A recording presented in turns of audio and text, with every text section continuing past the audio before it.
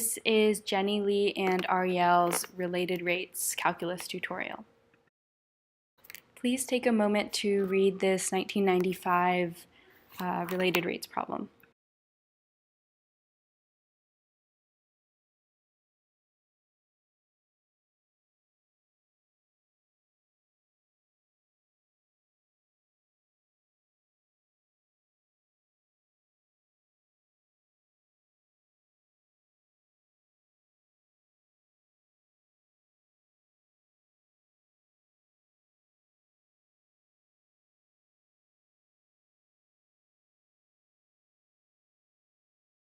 So the first step in solving this problem is to write out all the givens, and because this is a cone, you have the radius and the height, and the relationship between them will always be consistent. So you can write the ratio of the radius to the height is going to be 4 to 12, and thus the radius will be 1/3 of the height.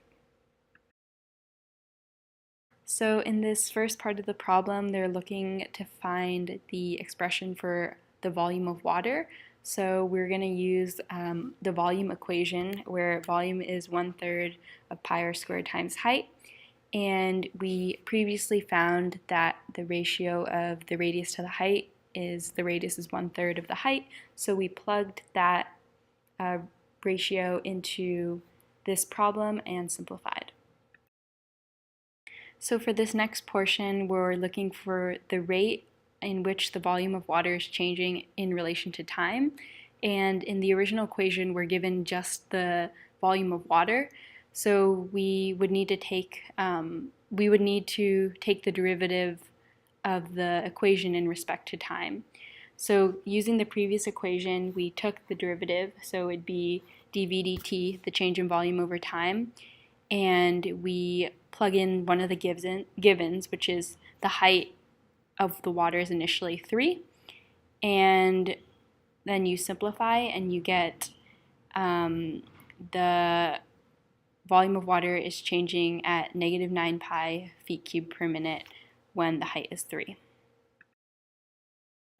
So for the final portion, we move on from just the cone to also the cylindrical tank beneath it, and we're looking at the depth of water in the tank as the water from the cone is dripping into it. So we can use previous knowledge that the rate of water dripping will be what we found in the previous problem. So we know the volume of any cylinder is going to be pi r squared times height, and we're given that height is equal to y and base area is equal to 400 pi feet cubed.